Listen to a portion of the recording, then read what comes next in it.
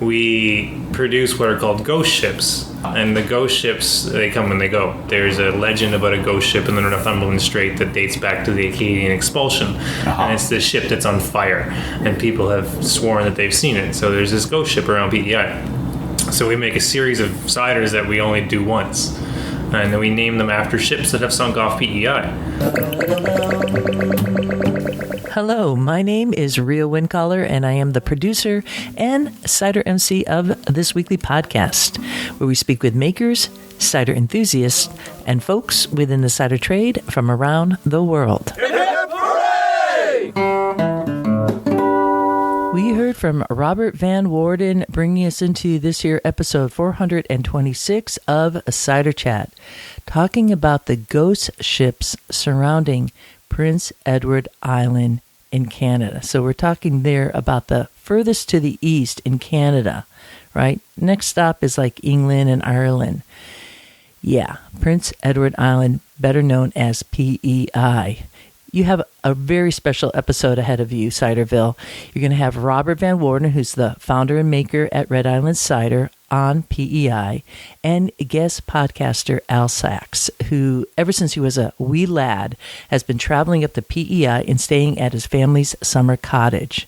You know, ever since I've known Al, he's always talked about how his mom and his dad built this cottage up there on 65 acres on PEI, and she would get everybody, his mom that is, get everybody in the car and travel the 16 hours up. And now, many years later, Al's a grandfather, and on this particular trip had one of his grandchildren up there and his own kids. I just love that. You know, these generational stories are magnificent, and you could really feel the passion both from Al and Robert, who adore Prince Edward Island. And I think by the end of this episode, you're going to too. I mean, I am thirsty for PEI, but we'll get to that. Anyways, I want you to know that both of these guys attended the French Cider Tour in 2022, along with yet another magnificent group of people. And I felt it was quite fitting to release this episode during the week while the current 2024 French Cider Tour is in action. So tip of the glass to everyone who's been out there on a Totally Cider Tour with myself and others. We have a heck of a time. So yay for that. Anyways, you are in for a very special look at how these tours can bring folks of different generations together and build lifelong friendships and camaraderie. Certainly these two guys have raised more than one glass together, and you could feel that ease that such an experience brings in their conversation. And by the end of this cider chat with Robert of Red Island Cider, I suspect that you, like me, will be yearning to visit both this musical, because it's super well known for a fiddle fest and more, and magical culinary destination for foodies and cider fans. You are forewarned, though, that the desire to run out and find some PEI mussels and cook them up with cider will likely haunt your dreams like the ghost ships sailing through each night. That is, until you make this dream come true. Oh my goodness, can you imagine if there was actually a loud enough foghorn? They probably had clanking bells to like say, we need help from, to the islanders on PEI. Did they have Morse code? I don't know if they had it at that. I don't know. If you are a mariner at that level, do let me know. I love it. Probably a lot of folks out there in Ciderville at this point know I'm an avid boater fan. Just give me a piece of wood to float on the water and I will be happy. But, just the imagery of ghost ships. So we're going to be hearing about that with Robert coming up, some of the ciders that they're making under that label. And meanwhile, while you're listening to this episode releases the week of the French Cider Tour 2024.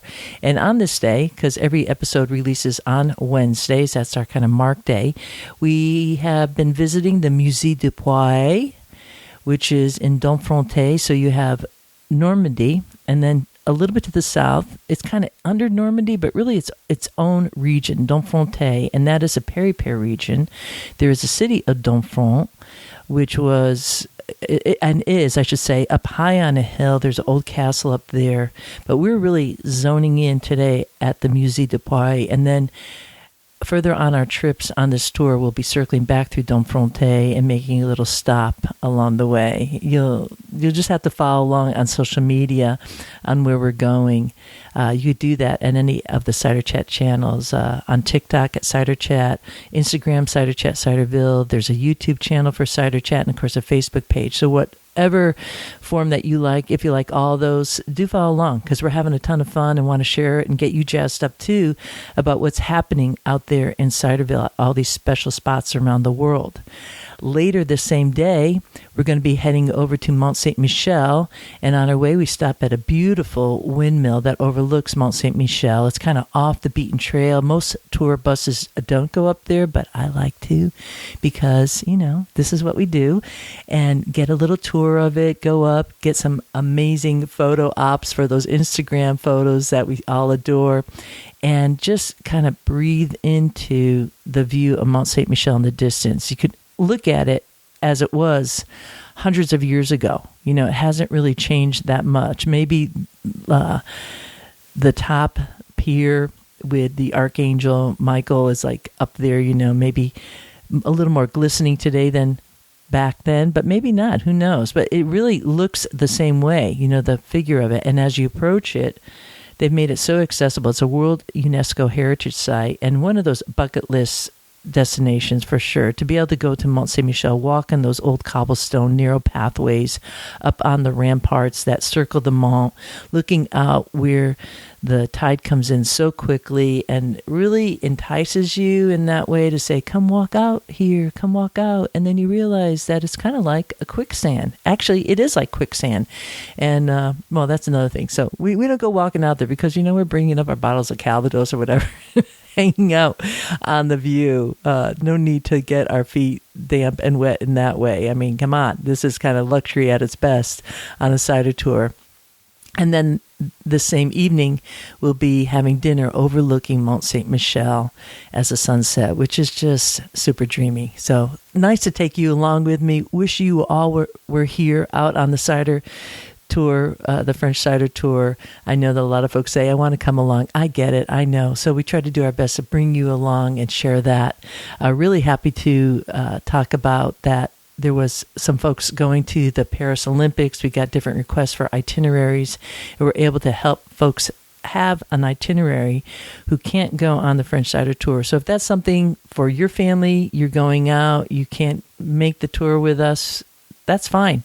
Happy to set up an itinerary. Just send an email to info@ciderchat.com, and we'll work something out to make it possible for you to have a nice visit with some of the special insider tips that we have. So that's where we're at. Let me see. I think there's more to say, so I'm going to take a little pause here and come back with some updates and some things to be looking forward to before we go to our featured conversation with Red Island Cider. Walking through the orchards. For the past couple of months now, I've been promoting what I call X-Promote Cider, which stands for Cross-Promoting Cider, where you out there in Ciderville are sharing the fact that there is a cider podcast with hundreds of episodes at this point, with makers throughout the world, and also amazing workshops like the last masterclass that we released, a 2-part series, Apple ID 101 and 102, with John Bunker, the Apple detective extraordinaire. He's U.S. based up in Maine, and led an amazing, what I like to call, masterclass, because it's that deep. We have all the slides synced with the audio at the YouTube channel for Cider Chat, and he brings you through both how to find out that apple, what it is, maybe in your backyard or at your grandma's yard, or your grandparents, or a friend down the road, like how to ID an apple, and also how to describe an apple phenotypically. So pulling apart the properties of an actual apple, which then helps you to ID it. It's just wonderful. I learned so much. So in on that, we ask that you out there, if you're listening to Cider Chat and you can, please do cross-promote. Let other folks out there who love cider, who love orchard care, who just love palm fruit, know that there is a resource such as Cider Chat. And so we've been doing this for a while. I haven't been able to talk about it because it's summer, it's been busy, and I want to kind of catch up a bit. This happened a while back, but when the episode with Eli Shanks from Chile went out, of course, well, Punto de Fierro, they shared it. That's where Eli was based at. And also at Pick Cider on Instagram. That's actually the cider conference, CiderCon. They shared it too because guess what? The guest folk, the country for the upcoming CiderCon 2025 is Chile. Eli's going to be there. Some of the makers I talked about on that episode, and that episode was number, it was 421, I believe. Episode 421 with Eli Shanks. So just go in at ciderchat.com, put in the search box Chile, and that episode will come up, along with another episode that I did. Boy, I think that was like in season 1. We're talking like 2015, 2016. And that particular cidery, I spoke to Diego. That was Quebrado de Chacao, which is a little bird in the canyon there. They are still making cider and will be represented at CiderCon 2025. So cool stuff there. So they cross-promoted by taking the little reel from Cider Chat on Instagram and sharing in that. And then more recently, in this summer, we had Oliver Cider and Perry. They shared episode 423 with John Bunker. We also saw Spacetime Mead and Ciderworks shared it too. If you don't know Oliver Cider, that's based in Herefordshire in the UK. That's Tom Oliver. And Spacetime Mead and Ciderworks is based in Dunmore, Pennsylvania. Do follow them. Frosty Twig, which is based in New York State. That's Dan Gallagher. I had him on the podcast a while back. Dan just got, I think, some of his permits to start making cider. Very exciting. He also shared John's episode. And then some folks I don't know out in Washington State called Woody Perennial Guthrie.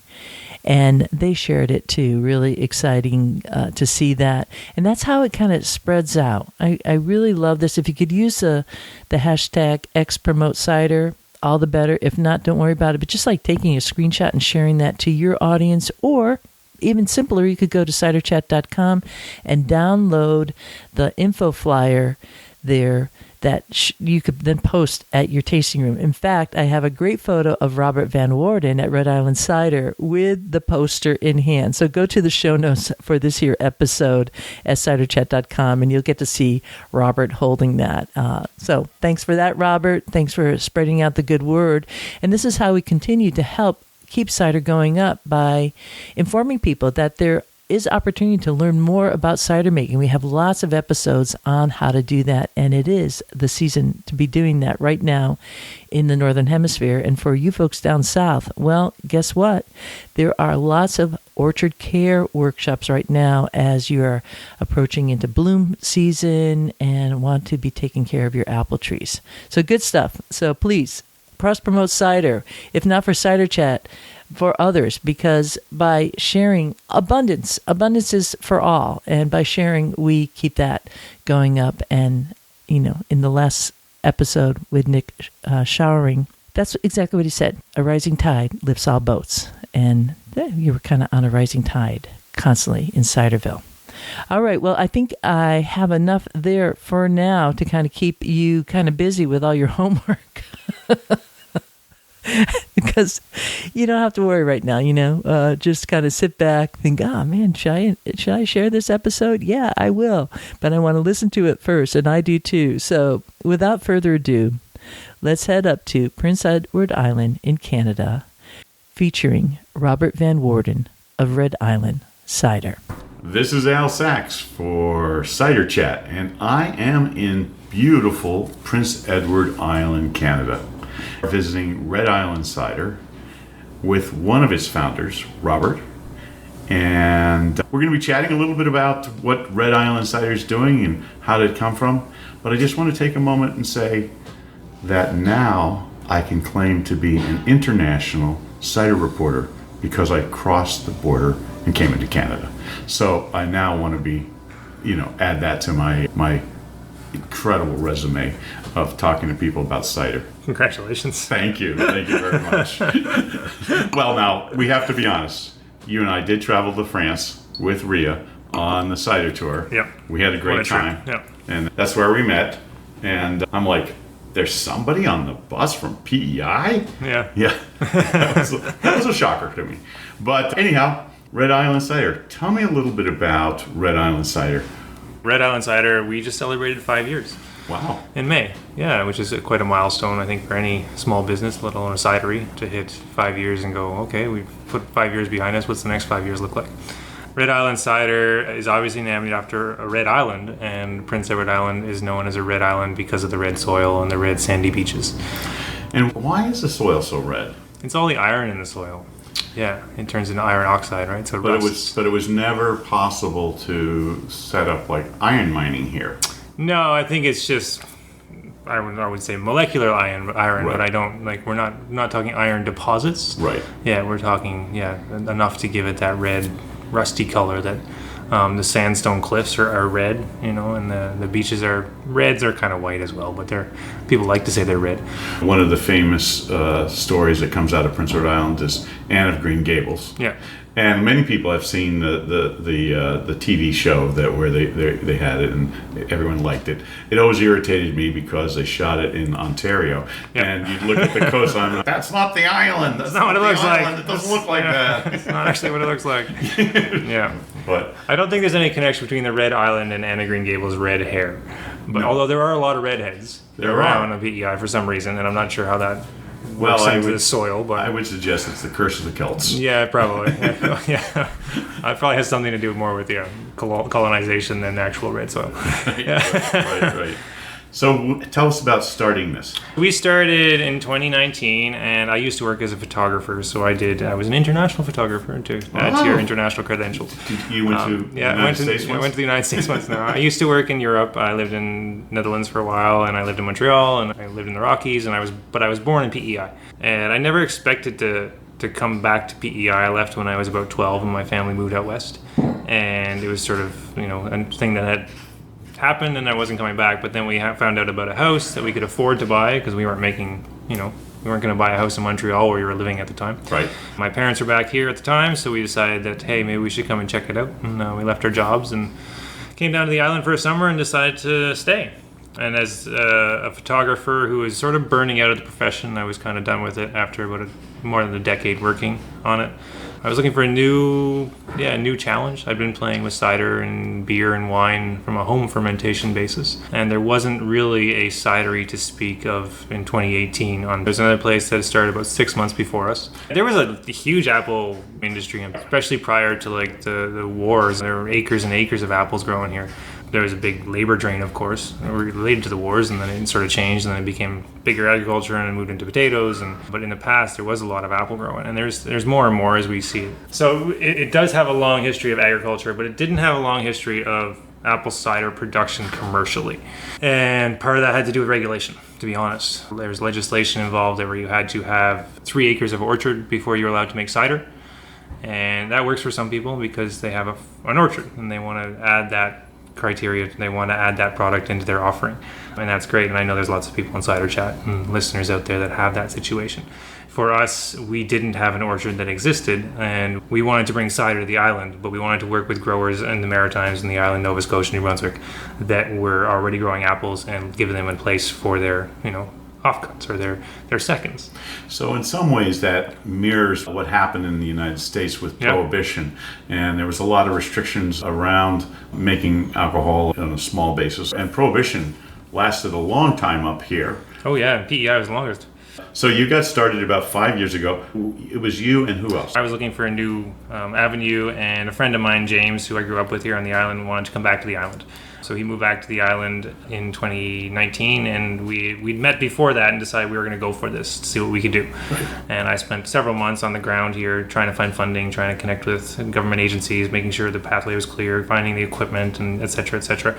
James moved down with his partner, and they spent about a year here, but then their jobs prospect back up in Ottawa drew them away. Within a few weeks, really, of us opening, they had moved on. So I've been running it since with help from some staff, but right. that co-founder piece, changed more. We weren't expecting it to change, but that's just the way it goes, and you roll with it. To look at what our fledgling cidery is going to make in the first few years, and it's tough to support one, let alone two, three salaries on that. Yeah. So I have no, I don't feel any bad blood or anything towards that. It was a decision that he and his family made, and it worked out. So one of the things we did do, which I think was really successful, we brought in a consultant, and we worked with one of the food science labs here in PEI. We have two of the top Canadian food labs in Charlottetown. Interesting. Yeah, and so we worked with one of them, and we worked with the consultant, and we built some test batches.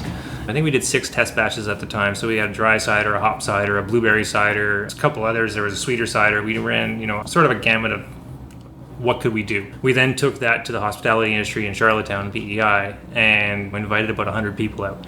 And then they all sort of cast their chips into which, jar they thought the cider might sell at their restaurant. And we ended up with our 2 flagships, which are a dry cider and a hop cider. And we're very happy with them. Our dry cider is sort of our answer to a classic English dry cider. It doesn't have some of the tannin profiles that we would find in an English cider, but it's got those, it's made with dessert apples, usually Northern Spy, Macintosh, Cortland apples. That Northern Spy gives it a little nice soft tannin that we're happy with. And it's done really well. It's easily the number 1 island cider. Is it Father Walker? Yeah. Father Walker. So our main one's Father Walker. We just won a gold medal with it at Glint Cap this year. We're pretty proud of, and that's special because that's your main cider, and then to see that acknowledgement from a panel of judges was great. Absolutely. And then the hopped, which is our other one. So we dry hop, and we like to call it the cider for beer drinkers that don't know they like cider yet. You're right. Because it really is. It's got that real nice citrus, grapefruit, mandarin hop profile on the nose, but it doesn't have that bitterness of an IPA. And so what kind of hops are you using? We use Simcoe hops, and it's done really well for us. We will sell more of our main Father Walker dry cider at the Liquor Commission, but to be honest, at our little tap room, we sell more pints of our hop cider than we do of our dry. Interesting. Because people know about it and they're willing to come in and get it. Right. And they're looking for that profile, and we've converted a lot of people to cider through that drink. When I go into the liquor store up here in PEI, I see Father Walker. Yeah. That's the one I can always get. Yeah, it's definitely there. Father Walker and Devonport. The Devonport's our hop cider. And they both got great stories behind them, which I think is another component of what we try to do at Red Island Cider. There's a lot of storytelling that we try to bring into our, not just our founding story, but into what is everything named after and what are we doing.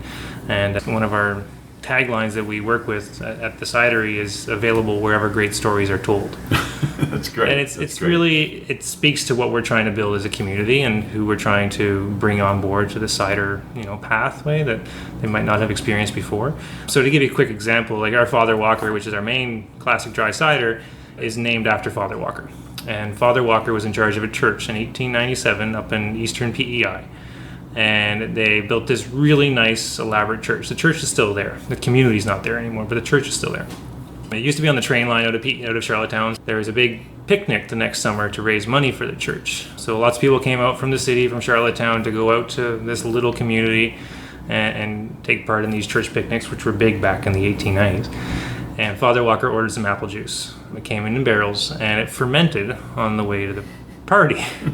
So all of a sudden, Saturday, everybody was drunk. And there's fist fights broke out and songs and everything. There's actually a folk song written about this event. And if you look closely on our can, you'll see that there's 2 people that are passed out in the background. So we really embrace that. Like, you're not going to find a better founding story for your flagship cider. And where can we hear the song? You can, if you look up the Picnic at Groshaut. Groshaut? Yeah, Groshaut, Groshaut, French. Yeah. The Picnic at Groshaut. The only place I've managed to find a recording is at, for some reason, a Maine University website. Huh? Yeah, so it's out there. The folk song collectors from Maine. Yeah, maybe. Yeah. So, and then our Devonport, which is our hop cider, is named after a bar that was here in PEI in the 1830s, and it's the first place we know of that grew their own hops. Ah. And it's about a kilometer away from where our cidery is situated in Charlottetown, where that bar was. So we're leading into those stories. Yeah. That sounds great. Charlottetown is the capital of Prince Edward Island. Yep. It's the smallest province, 3 counties, and Charlottetown would be equivalent to Philadelphia because it's the home of the Canadian Confederation.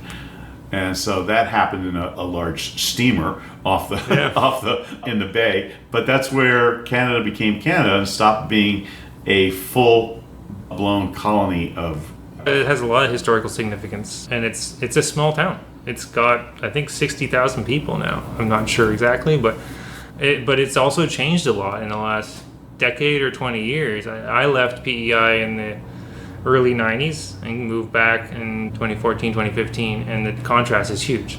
I've been coming up here since the 60s, and the food scene in PEI has changed remarkably. It's second to none as far as I'm concerned. Like with the seafood and even island grown beef now and the gardening, and like we've got some top chefs working on this island creating experiences that are amazing. One of my favorite things to do with a good island cider is to get a bunch of mussels.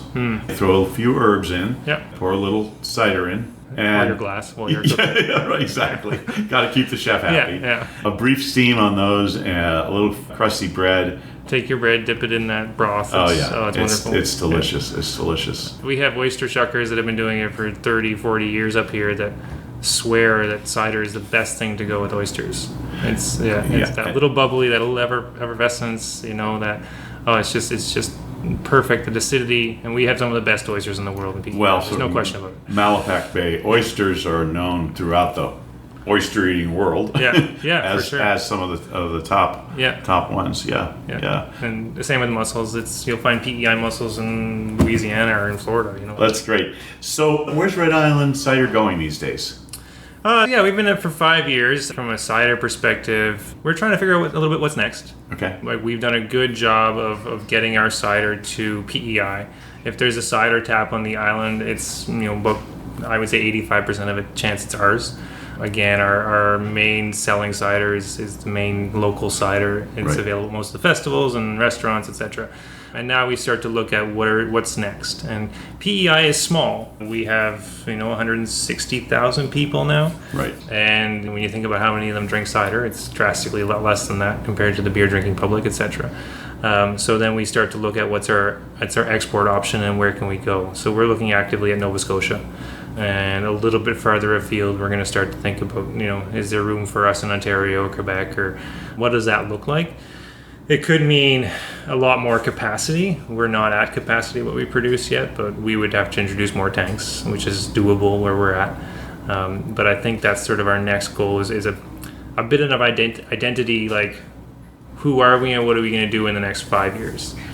Sounds like a growing business. It is, yeah. And it's the fact that we got through a pandemic in an island that shut down. You couldn't even get to the island for months because there's a bridge and they wouldn't let you on. No, a lot of people don't know that even people from other provinces couldn't get on the island. They just, and of course, the island had like 3 cases of COVID. Yeah, we did incredibly well for the first 12 months of the COVID pandemic, and it gave time for those vaccines to hit the island, etc. So as much as it was draconian, the population was pretty safe. We did incredibly well, and compared to most of the U.S. and a lot of Canada. Every industry, we rely on tourism on PEI for sure. These 2 months of July, August are the money-making times for 90% of the businesses on the island. You take that away for 2 years, and it becomes a bit of a challenge.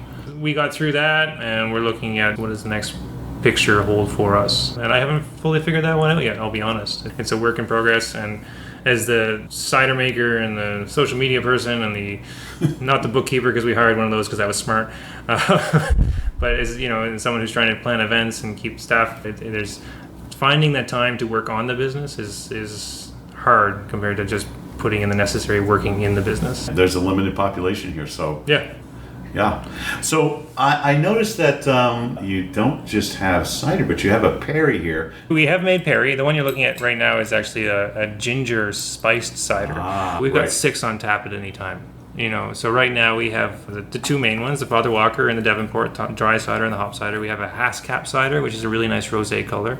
For those of you that don't know what a Haskap berry is, I like to say if you took a raspberry, a blueberry, and a cranberry and you squashed them into one fruit, you get this long purple fruit, and it's got this amazing ability to hold color. So it gives our cider a really nice rosé hue. We make that one a little sweeter. We don't really make a sweet cider, but that would be the sweetest one we have. And where do you get those berries? We get them here locally. Yeah, they came yesterday. We were working on it today as well, and they came in yesterday from a farmer that's about 15 kilometers from here. Wow. Yeah, it's a really interesting place where he's got all sorts of Haskap varieties. So we got Haskap. We have on tap. We've got a Graf right now, which is a blend between a beer wort and an apple juice, co-fermented. Interesting. Yeah, so that's something we've been playing with, which is the only non-gluten-free thing that's in the facility, really, and it's worked out really well. It's gotten a lot of traction for that. And then we have a Brackley, which is one we tend to have around all the time, but Brackley is a cranberry cider.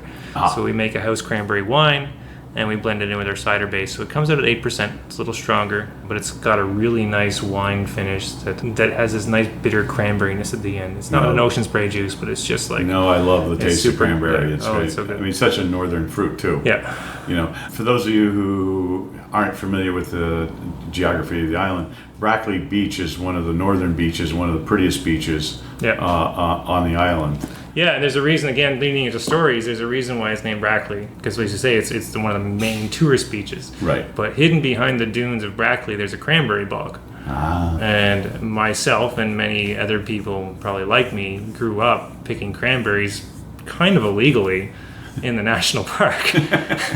Because you would go and pick cranberries in the cranberry bog. So when we were looking at something to call our cranberry cider, it was like, hey, this is a nostalgic piece that I remember as a child, and other people have that relationship to Brackley as well. Do you rake them? Yeah, you would rake them. Yeah.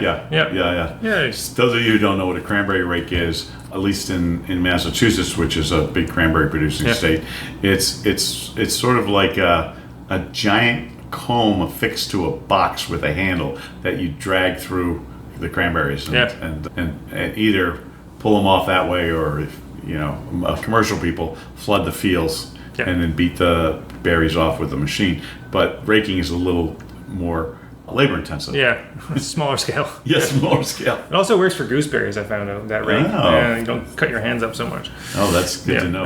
And then we have an oak cider as well. We were playing with oak barrels a little bit. Yep. And we have a dessert cider. It's called the Pommeau de Lille. It's it's an homage to the pommeaus that we tried in France. They're there. A similar thing, a brandy mixed in with a fresh juice. And then I think we have another one which we'll open up a little bit later called Loyalist Road, which comes from a very small orchard near Charlottetown, and it's a hobby farmer, and he likes to plant apple trees, but he likes to plant different apple trees. So right now he has about 100 different varieties of apple trees in his quote-unquote backyard. Right. And the Loyalist Road is our first year working with him, and it has 27 different types of apples in it. So amazing. Yeah, I'm not going to list them all here, but Old English, Old French varieties, but some dessert varieties as well. But we'll see what it tastes like. Yeah. Cool. I'm wanting to ask you, how are you finding the climate change impacting the apple production around here, and ergo the cider production? Yeah, we haven't noticed too much of a change yet. Obviously, sugar content levels in apple is related to water and heat in the summer. I think we're on the verge of seeing the ability to grow different varieties up here. And this, of course, climate change is going to be a problem for a long period of time, and adaptation is going to be a problem for a long period of time. Because we are not harvesting our own apples yet. I say that because we've planted an orchard with 400 trees in it right now. It's got a few different cider varieties. And excellent. That's a friend of mine that's looking after that. But because we don't farm them so much, we're not on the ground all the time looking at trees. So it's a tough question for me to answer a little bit. We haven't noticed a shortage in terms of heat. The big scare for us is hurricanes, of course. Right. So last year we had Hurricane Fiona whip through PEI, or 2 years ago. We were actually in France at the time when it came through, and I lost part of my roof, etc. And as much as the eastern seaboard of the U.S. deals with stronger and stronger hurricanes, we're going to start to see those too. And that can wipe out an apple crop very quickly. And then frost.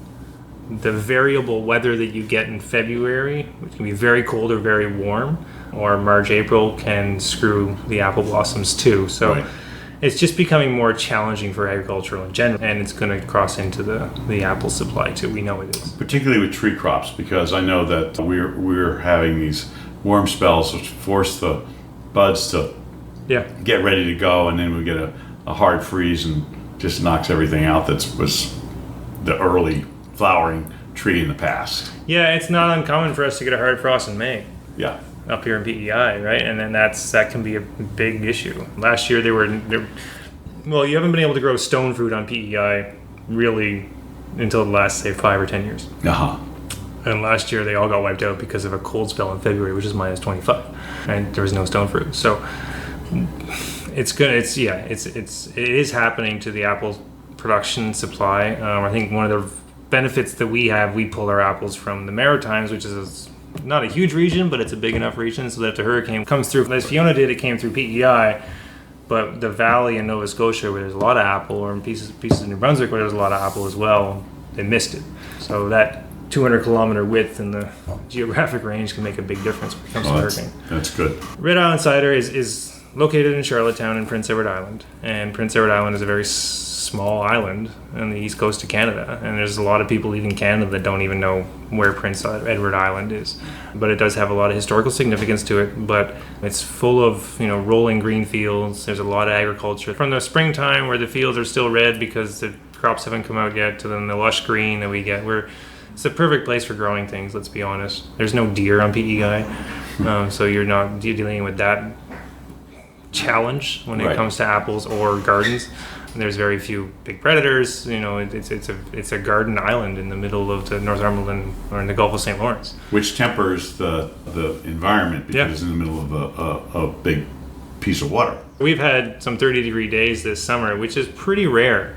I mean, again, we got to get used to them. It's going to happen. Now that's 30 degrees. Oh yeah, sorry. And centigrade, it's like in the 90s. Yeah, so 40's 100, so let's bring it back somewhere. Yeah. And that we don't see that too often. It's the same, we don't see minus 25 very often, so it is a very temperate climate, but a really easy place to visit. Yeah. And millions of people come here every summer. And families coming here. There's all sorts of people from all across the eastern U.S., but in Ontario, Quebec, that come here and spend their summer times at PEI. Well, one of the sweetest things that I like about the island is that when you're up here, people will say, "Oh, how long are you going to be home?" Yeah. And they always will refer to the island as home. Yeah. And like, when are you coming back home?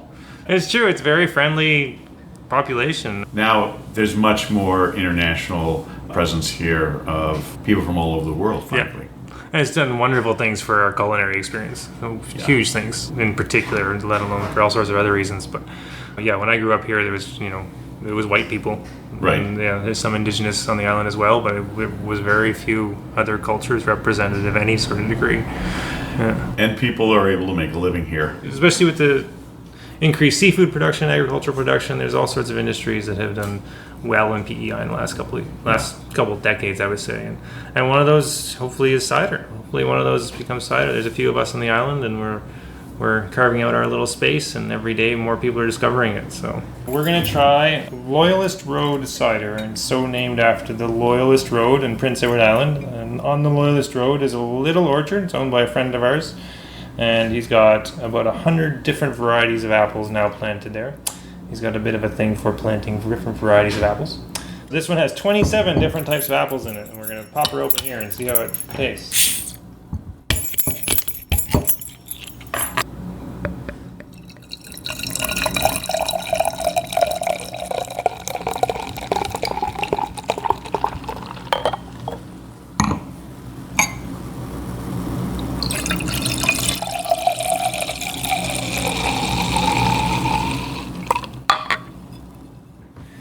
Mm. 27?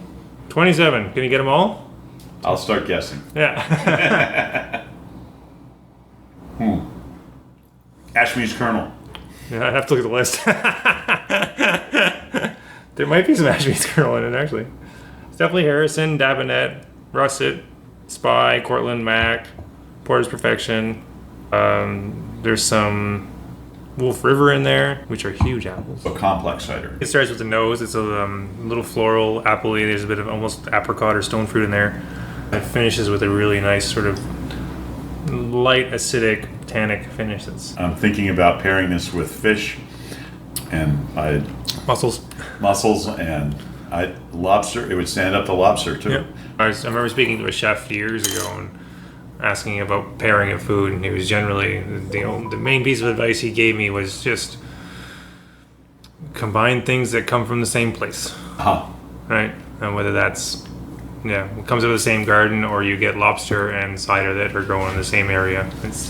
And it's interesting to think we've been to Normandy and Brittany on Ria's French cider tour, and those are both very seafood oriented areas.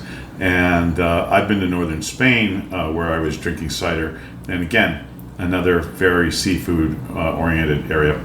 Also, they have some very delicious sausages down there. There was some other food that I enjoyed while I was down there. But yeah, this would work well very, very easily with seafood. Yeah, 12 oysters with a glass of cider. Oh, it's just on a beach somewhere. Watching the sunset. Yeah. And you no trouble finding a beach in PEI. You can find a wild beach that you may have to swim out to a sandbar to get there, but you can find a beach without people on it. Oh yeah, no question about it. Yeah, there's lots of whether it's a hidden cove or you go for a little walk along the shoreline and all of a sudden everybody's gone. There's a lot of fun things that are happening up here, culturally as well as culinarily. Yeah, I love how we call it up here because it's up there from the U.S., I guess. Yeah. Right.